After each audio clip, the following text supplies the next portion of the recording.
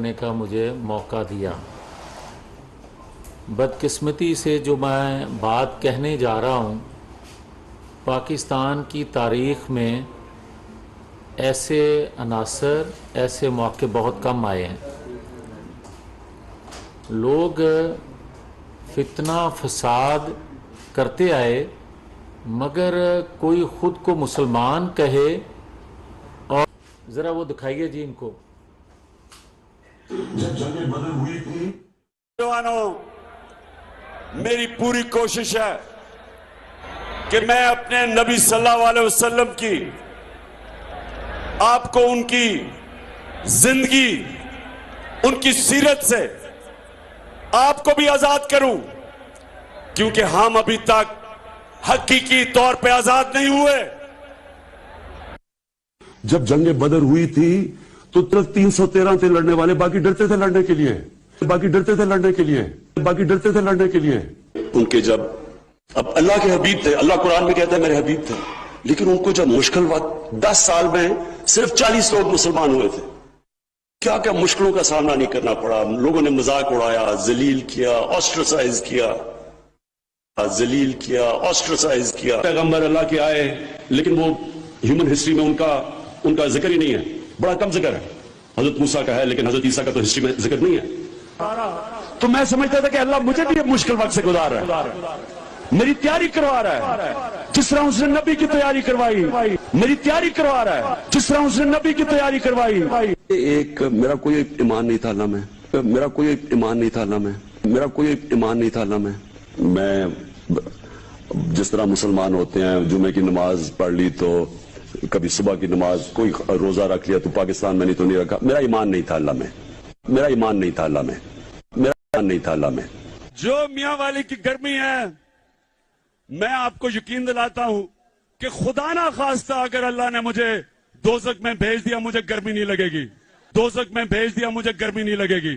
والد صاحب جمعے کی نماز پہ پڑھنے پہ لے جایا کرتے تھے زبردستی، ان کی عزت کرتا تھا اس لیے میں چلا جاتا تھا، اور پھر عید کی نماز، لیکن اس کے علاوہ میرا کوئی ایمان نہیں تھا۔ 2 چیزیں پہلے آئی تھی۔ 622 میں نبی صلی اللہ علیہ وسلم ہجرت کر کے مدینہ گئے، اور پہلے 5 سال بڑی مشکل سے امت مشکلوں کا سامنا کرنا پڑا، سروائیو کیا، کوئی خوشحالی نہیں تھی۔ نبوت حضرت محمد رسول اللہ صلی اللہ علیہ وسلم بحیثیت خاتم النبیین، بحیثیت خاتم النبی، نبی الین، روز قیامت، اور قرآن پاک و سنت کی، کی جب جنگ بدر ہوئی تھی، اب دیکھیں، بدقسمتی خاص طور پر ہم جو لوگ یہاں اس کو دیکھ رہے تھے، اس کے کلپ اور اس کی گفتگو سن رہے تھے، یہ ہمارے ملک کو دین سے دور سیکولر لبرلزم کی طرف لے کر جو جانا چاہ رہا ہے۔ کیا پاکستان ان مقاصد کے لیے بنا تھا؟ کیا لوگوں نے قربانیاں جو دی تھیں وہ الگ پاکستان کے لیے؟ اور کیا یہ اسلامی جمہوریہ پاکستان ہے؟ اور کیا آج جو یہ بات کرتا ہے کہ، اور میں نے تو، اور میرا قرآن، آپ کا قرآن کہتا ہے کہ رسول کریم صلی اللہ علیہ وآلہ وسلم پیغمبر،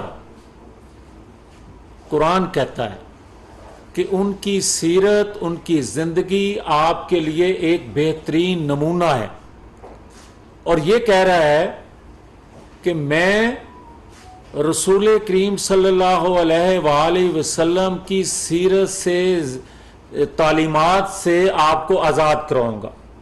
اب اسی طرح دیکھیں کہ پوری قوم، اجماع امت، سب کا یہ کہنا ہے کہ 1,24,000 پیغمبر دنیا میں تشریف لائے، یہ کہتا ہے 1,40,000.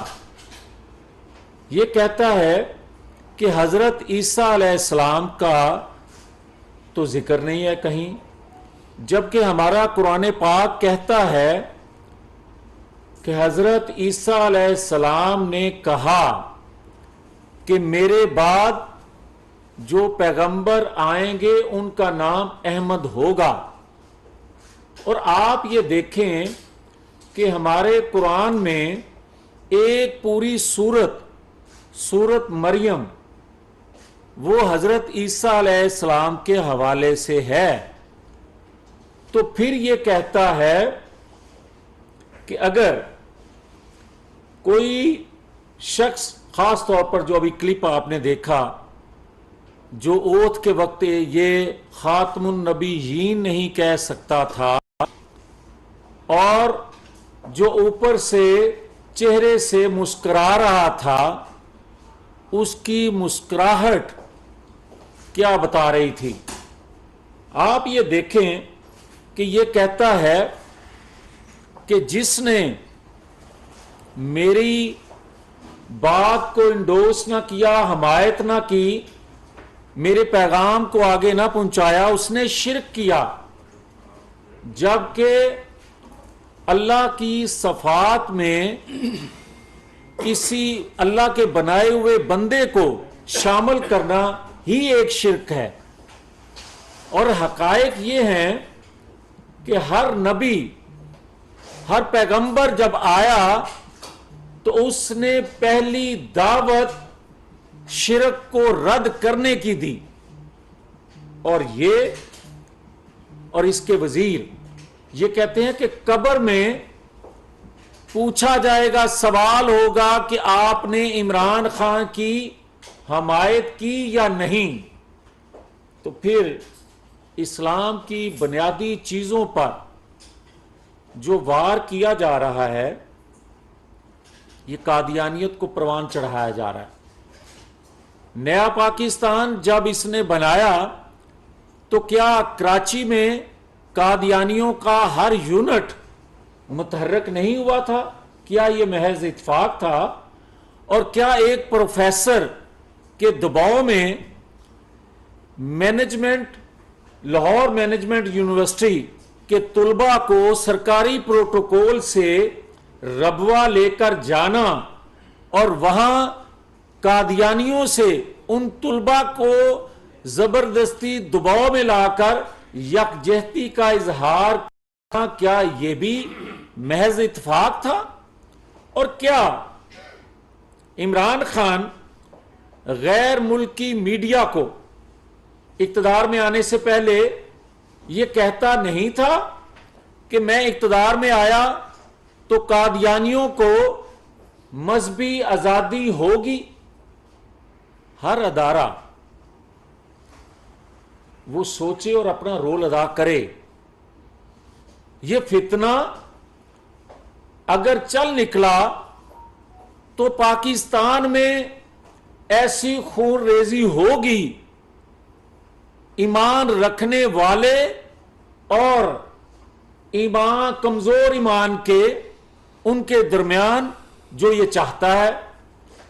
اور میں ایک اور بات کہنا چاہتا ہوں، اور یہ بڑی بدقسمتی سے جو میں کہنے جا رہا ہوں، کہ دیکھیں ہمیں ریاستی اداروں کا بڑا احترام ہے، مگر عوام اور سیاسی جماعتوں کے لیے دوہرا معیار قبول نہیں ہوگا. اور اگر قانون کے مطابق اس کو لگام نہ دی گئی تو شدید عوامی رد عمل آ سکتا ہے. کسی کے دباؤ میں آئین قانون سے ماورا عمل قبول نہیں ہوگا، چاہے آج ہاتھ گریبان سے پاؤں کو کیوں نہ چھو رہا ہو. سب کو معلوم ہے کہ کسی کا غلام اب کس کی غلامی کرنے کے لیے کہاں کہاں مارے پھر رہا ہے. اور یہ بھی سب کے علم میں ہے کہ نوکری کے لیے پہلے تو اس کا سارا انحصار پاکستان کی سلیکشن کمیٹی پہ تھا، اور اب مایوس ہو کر یا زیادہ انحصار امریکی سلیکشن کمیٹی پر یہ کر رہا ہے۔ یہ بھی سب کے علم میں ہے کہ بھائی اگر آپ کہتے ہیں کہ یہ پاپولر ہے، تو اگر پاکستانی قوم کی تکلیفوں کا، پاکستانی قوم کی جو محرومیاں ہیں، اگر ان کا تذکرہ جن الفاظ میں ان 4 ماہ میں یہ کر رہا ہے، اور جس طرح اداروں کو للکار رہا ہے، یہ عوام کی نفس پہ جس طرح ہاتھ رکھ کے گفتگو کر رہا ہے، اور میڈیا جس طرح کور کر رہا ہے، اور جس طرح ادارے اس کا نوٹس نہیں لے رہے، تو پھر بھائی جان محمود اچکزئی، پھر آپ بھائی جان منظور پشتین کو بھی یہ موقع فراہم کر کے دیکھ لیں۔ یہ تو 4 ماہ کے بعد آپ کو اتنے بڑے اجتماع یا مقبولیت کی باتیں ہو رہی ہیں جو 4 ماہ پہلے نہیں تھیں، تو وہ 2 ماہ میں آپ کو یہی مقبولیت کا پیمانہ آپ کے سامنے رکھ کے دکھا دیں گے۔ پھر سوچنے کا مقام یہ ہے کہ عوام کس کرب میں ہیں، عوام کن محرومیوں کا شکار ہیں، جس کی وجہ سے لوگ یہ باتیں سننا چاہتے ہیں، مگر ہم وہ باتیں ہلکی آنچ پہ کرتے ضرور آئے ہیں، مگر کرتے رہے ہیں اصلاح کے لیے، جنگ کے لیے نہیں۔ مگر یہ جو حملہ آور ہو رہا ہے، اس طرح اگر حملہ آور ہونا ہے تو پھر بھائی جان یہ پیمانہ ہے، تو پھر سب کو موقع دیا جائے، پھر دودھ کا دودھ پانی کا پانی ہو جائے گا۔ مگر میں عرض کرنا چاہتا ہوں، جسٹس شوکت صدیقی صاحب نے جو کہا کہ 3 اداروں نے مل کر اس بت کو تراشا، تو 4 ماہ کے اندر نظر تو یہ آ رہا ہے کہ ان میں سے کہیں کسی جانب سے اب بھی اس طرح کی سرپرستی تو نہیں کی جا رہی۔ یہ سوال قوم کے ذہنوں میں ہے، اور اداروں کے اندر بغاوت کروانے کے لیے نت نئے سوچے چھوڑنا، اور خاص طور پر ان 4 ماہ کے اندر، اور اس کا نوٹس نہ لیا جانا، کیا ہم اسی طرح سوچتے اور سوتے رہیں گے؟ ڈیمانڈ میں نہیں بلکہ میرے سمیت پوری قوم یہ ڈیمانڈ کر رہی ہے کہ بہت سے کمیشن بنے، اب ایک پارلیمانی کمیشن بنے جو جاوید ہاشمی سے جسٹس شوکت صدیقی سے رانا شمیم کا بیان حلفی، ارشد ملک جج کی ویڈیو، اور طلال چودھری کا انکشاف، اور جو کچھ یہ کرتا آ رہا ہے اداروں کے ساتھ، اس پہ کمیشن بنے اور کمیشن اپنا فیصلہ دے اور پبلک کرے، تاکہ لوگوں کو پتہ چل سکے کہ حب الوطنی کس چیز کا نام ہے، اور بغاوت، فتنہ فسادی کس کو کہتے ہیں۔ تو میری ڈیمانڈ ہے، اور میرے جیسے پاکستانیوں کی ڈیمانڈ ہے، کہ شریعت کورٹ کو از خود نوٹس لینا چاہیے جو دین کے حوالے سے یہ گفتگو کر رہا ہے، ورنہ فساد پھیلے گا۔ اسلامی نظریاتی کونسل کو متحرک ہونا پڑے گا، اس کو نوٹس اس کو کر کے بلانا چاہیے، تاکہ مجھے سب سے پہلے میرا دین، مسلمانوں کا ایمان، ہمارا مذہب، ہم کسی طور پر اس پہ کمپرومائز نہیں کر سکتے. ہم کسی طور پر بھی یہ برداشت نہیں کر سکتے کہ خود کو کوئی کلمہ گو بھی کہے اور اسلامی اساس تشخص پر حملہ بھی کرے. یہ برداشت نہیں کر سکتے.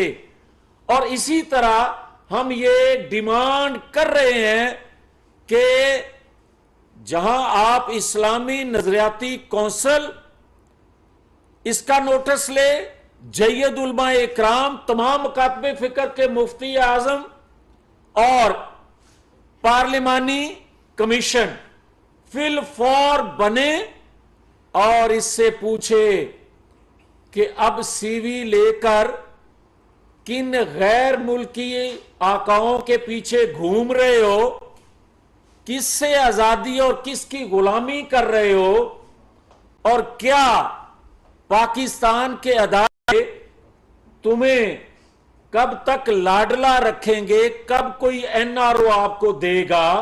یہ قوم دیکھ رہی ہے اور قوم فیصلہ کر چکی ہے کہ تم تو کہتے ہو نا نواز شریف آئے،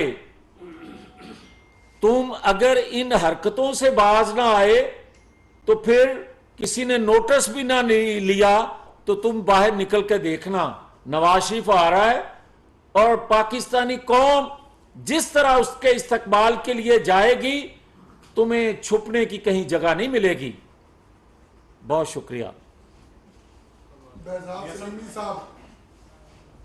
میاں صاحب یہ بتائیے گا کہ آپ نے مطالبہ کیا کہ از خود نوٹس لیں، کیا کوئی ایسا بھی ارادہ ہے آپ کا کہ اگر از خود نوٹس نہیں لیا جاتا شریعت کورٹ کی جانب سے تو آپ کوئی درخواست دائر کرنے کا اس حوالے سے ارادہ رکھتے ہیں؟ دیکھیے جی، میں تو آپ کو کہہ چکا کہ جو رد عمل گلی کوچوں میں عوامی آ رہا ہے، اگر یہ نوٹس نہ لیا گیا، اگر ریکویسٹ نہ بھیجی گئی کہیں سے بھی، اور بے شمار ہزاروں نہیں کروڑوں پاکستانی یہ عمل کرنے کے لیے تیار ہیں.